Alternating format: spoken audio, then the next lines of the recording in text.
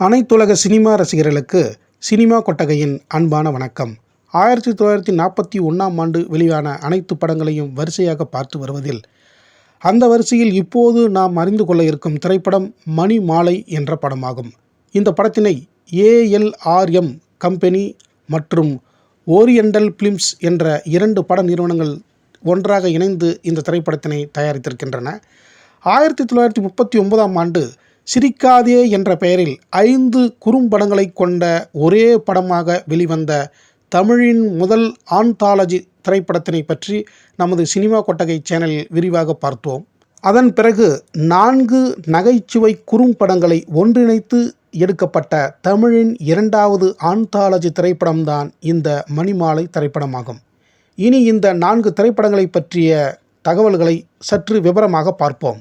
முதலாவது திரைப்படமாக ஆஷாட பூதி என்ற திரைப்படமாகும். இப்படத்தினை பிரேம் சேத்னா என்னும் இயக்குனர் இயக்கியிருக்கின்றார். இந்த திரைப்படம் தீண்டாமைக்கு எதிராக படமாக்கப்பட்டிருக்கிறது. ஒரு கிராமத்தில் ஒரு கிராம தலைவர், பாகவதரின் சீடர், பாகவதரின் மனைவி இவர்களுக்குள் நடக்கும் சம்பவங்களை வைத்து கதையாக்கியிருக்கிறார்கள். அதனுடன் நகைச்சுவையுடன் சேர்த்து சாதியையும் சாடி இந்த திரைப்படத்தை எடுத்திருக்கிறார்கள்.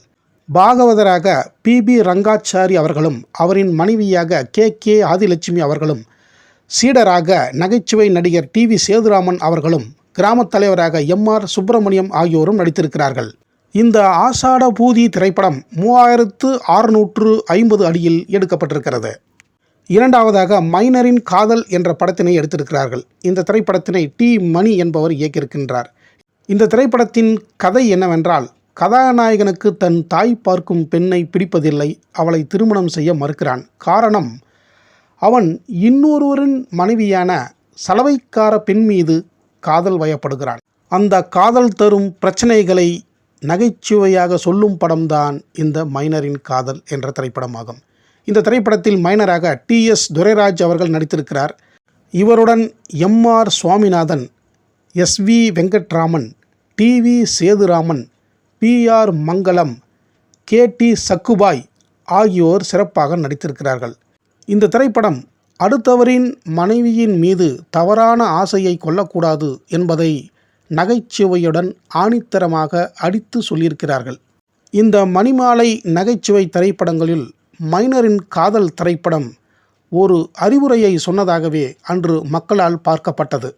TS துரைராஜ் அவர்களின் நகைச்சுவை நடிப்புக்காக ரசிகர்கள் பல தடவை இந்த திரைப்படத்தை பார்த்திருக்கிறார்கள். இந்த திரைப்படம் 3878 அடியில் எடுக்கப்பட்டிருக்கிறது.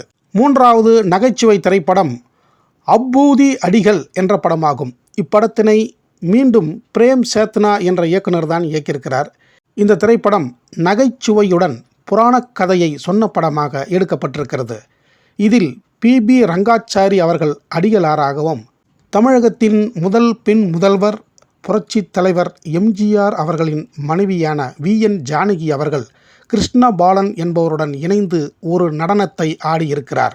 இவர்களுடன் PG வெங்கடேசன், TN மீனாட்சி ஆகியோர் இந்த திரைப்படத்தில் நடித்திருக்கிறார்கள். இந்த திரைப்படம் 5750 அடியில் எடுக்கப்பட்டிருக்கிறது. நான்காவது நகைச்சுவை படமாக நவீன மார்க்கண்டேயா என்ற படத்தினை எடுத்திருக்கிறார்கள். இளமை வரத்தினை பெற்ற மார்க்கண்டேயனை கிண்டலடித்து உருவாக்கப்பட்ட நகைச்சுவை படமாக இது உருவாக்கப்பட்டிருக்கிறது. இதில் மார்க்கண்டேயனாக TR ராமச்சந்திரன் அவர்களும், யமனாக காளி N ரத்னம் அவர்களும், சித்ரகுப்தராக கன்னட நடிகர் K ஹிரண்யா அவர்களும் நடித்திருக்கிறார்கள். இந்த திரைப்படத்தை AT கிருஷ்ணசாமி என்னும் இயக்குனர் இயக்கியிருக்கின்றார். இந்த 4 திரைப்படங்களும் அப்போது சென்னை கிண்டியில் இருந்த வேல் பிக்சர்ஸ் ஸ்டுடியோவில் படமாக்கப்பட்டிருக்கிறது. இந்த 4 திரைப்படங்களுக்கும் தொழில்நுட்ப கலைஞர்களின் விவரம் எதுவும் நமக்கு கிடைக்கவில்லை. இத்தனை பெருமைகளை கொண்ட இந்த திரைப்படம் காணாமல் போன படங்களில் ஒன்றாகவே இருக்கின்றது.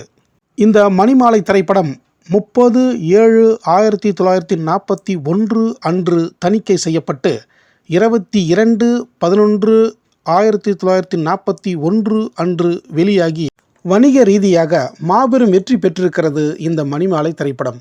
இதுவரை இந்த மணிமாலை திரைப்படத்தினை சினிமா கொட்டகைக்கு வந்து பார்த்த அனைத்து கலைநேச நெஞ்சங்களுக்கும் என் நெஞ்சார்ந்த நன்றியை தெரிவித்துக் கொண்டு, இனி இதே 1941ஆம் ஆண்டு வெளிவந்த மற்ற அனைத்து தமிழ் படங்களையும் அடுத்தடுத்த வீடியோவில் தொடர்ந்து வரிசையாக பார்ப்போம்.